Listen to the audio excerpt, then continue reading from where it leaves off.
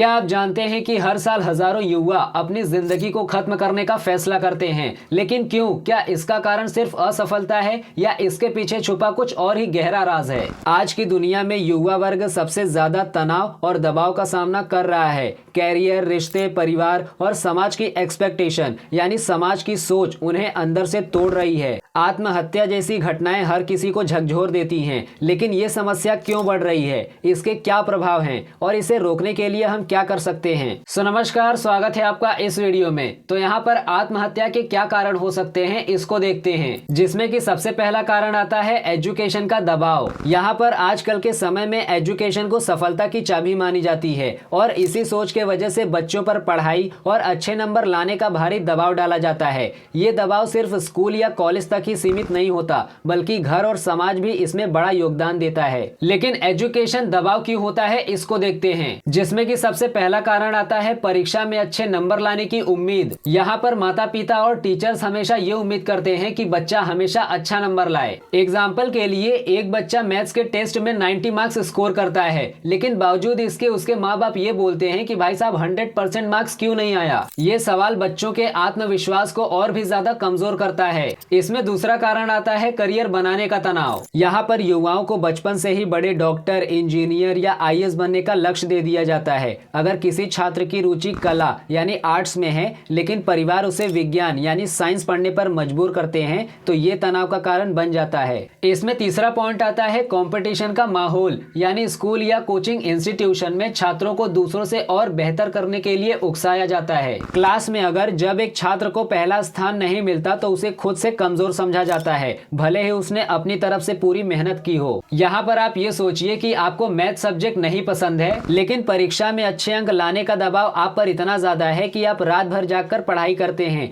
और परीक्षा के दिन आप इतना तनाव में होते हैं कि आप ठीक से सवाल हल भी नहीं कर पाते। और उसके बाद होता क्या है, आपके अंक कम आते हैं और आप खुद को नाकामयाब महसूस करने लगते हैं। अगर आपके माता पिता आपको समझते, आपको प्रोत्साहित करते कि नंबर इम्पोर्टेंट है, लेकिन आपकी मेहनत और भी ज्यादा अहम रखती है, तो शायद से आप इतना तनाव और दबाव महसूस नहीं करते। इसके वजह से मानसिक स्वास्थ्य पर असर पड़ता है, जिससे छात्रों में तनाव और चिड़चिड़ापन के लक्षण बढ़ते हैं। उसके बाद शारीरिक समस्याएं होती हैं, जिससे नींद में कमी, सिर दर्द और थकावट जैसी समस्याएं हो सकती हैं। और फिर आता है आत्मविश्वास में कमी। इसमें बच्चे अपने आप को कमजोर और असफल समझने लगते हैं। अब इसका समाधान क्या है? तो इसमें सबसे पहले आता है कि माता पिता और टीचरों को बच्चों पर अच्छे अंक लाने का दबाव डालने के बजाय उनकी मेहनत की प्रशंसा करनी चाहिए। इसमें दूसरा आता है बच्चों की रुचियों को पहचान कर उन्हें उसी दिशा में प्रोत्साहित करना चाहिए। जबरदस्ती कोई और फील्ड पकड़ाने की जरूरत नहीं है। इसमें तीसरा पॉइंट आता है कंपटीशन के बजाय बच्चों को सिखाने पर ज्यादा फोकस करना चाहिए। यहाँ पर एजुकेशन अपने जीवन को एक अच्छा मार्ग देने का जरिया है, ना कि इसको अपने ऊपर बोझ बनाने का। ये तो हो गया एजुकेशन का दबाव। इसमें दूसरा सबसे बड़ा कारण आता है, जो कि है रिश्तों में समस्याएं। यहाँ पर रिश्ते हमारे जीवन का इम्पोर्टेंट हिस्सा होते हैं, लेकिन इनसे जुड़ी समस्याएं कभी कभी मानसिक तनाव और परेशानियों का कारण बन सकती है। चाहे वो दोस्ती हो, लव रिलेशनशिप हो या परिवार के बीच के रिश्ते हो, हर रिश्ते में उतार चढ़ाव आते हैं। यहाँ पर दोस्ती में समस्याएं हो जाती हैं। अगर आपका कोई करीबी दोस्त है जो कि आपके भरोसे को तोड़ता है, तो ये आगे चलकर आपके रिश्तों में दरार डाल सकता है। अगर आपने अपने दोस्त को एक पर्सनल बात बताई है और उसने उस बात को दूसरों को बता दिया, इससे आपके रिश्ते में अविश्वास पैदा हो सकता है। जब दोस्ती में एक व्यक्ति दूसरे को समय नहीं देता, तो ये रिश्ते को कमजोर कर सकता है। अगर आपका दोस्त हर बार आपकी कॉल या मैसेज को नजरअंदाज करता है, तो आपको ऐसा लगेगा कि वह आपकी परवाह ही नहीं करता। उसके बाद आता है लव रिलेशनशिप में समस्या। जब किसी रिश्ते में एक व्यक्ति दूसरे को लेकर असुरक्षित महसूस करता है, तो ये झगड़ों का कारण बन सकता है। अगर एक पार्टनर को हमेशा ये लगता है कि दूसरा उसे धोखा दे रहा है, तो ये रिश्ते को खराब कर सकता है। और अगर एक पार्टनर दूसरे से हमेशा परफेक्ट होने की उम्मीद करता है, तो ये रिश्ते में दबाव बना सकता है। इसके साथ ही अगर एक व्यक्ति अपने पार्टनर से हर समय उसकी पसंद के अनुसार व्यवहार करने की उम्मीद करता है, तो ये विवाद का कारण भी बन सकता है। यहाँ पर परिवारों में अक्सर पैसों से जुड़ी समस्याएं झगड़ों का कारण बनती हैं। घर में माता पिता और बच्चे पैसों के खर्च को लेकर सहमत नहीं होते, तो बहस हो जाती है।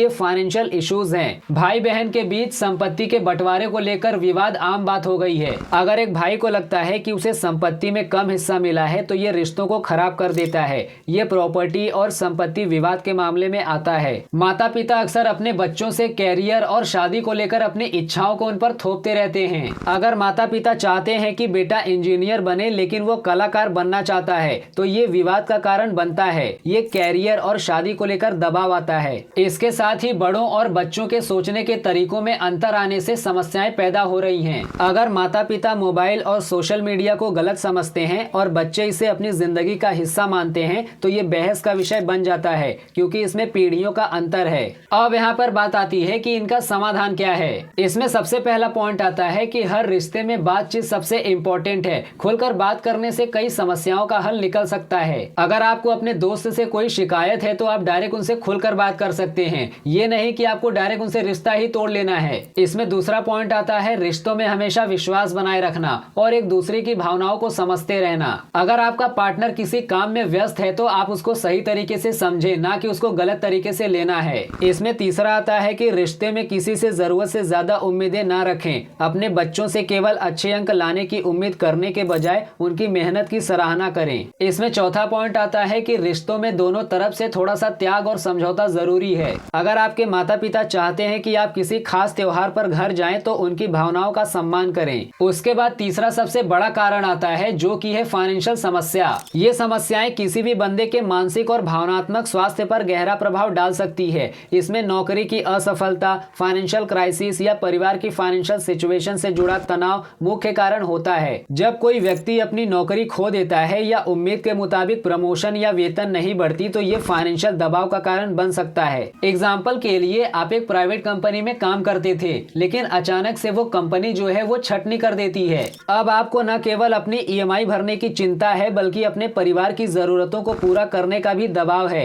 ये नौकरी की असफलता है। इसमें दूसरा आता है फाइनेंशियल संकट। ये सिचुएशन तब आती है जब किसी व्यक्ति की इनकम उसकी जरूरतों को पूरा करने के लिए पर्याप्त नहीं होती, जैसे कि कर्ज बढ़ना, मेडिकल इमरजेंसी या अचानक खर्च आने से ये संकट और भी ज्यादा बढ़ जाता है। इसमें चौथा सबसे बड़ा कारण आता है जो कि है सामाजिक दबाव। इसमें लोग क्या कहेंगे, इसका डर लोगों को बहुत होता है। लेकिन क्यों? क्योंकि हमारा समाज अक्सर दूसरों के काम और लाइफस्टाइल पर राय देने का आदी होता है। ये लोग क्या कहेंगे वाला डर व्यक्ति को अपने मन चाहे फैसले लेने से रोकता है। एग्जाम्पल के लिए आप एक छोटे से गांव से आते हैं और आप एक फैशन डिजाइनर बनना चाहते हैं, लेकिन आपने सोचा कि अगर मैं ये कैरियर चुनूंगा तो लोग क्या कहेंगे कि ये अच्छा पेशा नहीं है। इसी डर के कारण आपने अपने सपनों का पीछा करना छोड़ दिया। लेकिन कैसे ये डर आपको नुकसान पहुंचाता है। ये व्यक्ति को खुद के फैसले लेने से हमेशा रोकता है। इसमें दूसरा आता है कि ये मानसिक तनाव और आत्म समस्या की कमी पैदा करता है। और तीसरा आता है कि व्यक्ति को हमेशा दूसरों की एक्सपेक्टेशन के अनुसार चलने पर मजबूर करता है।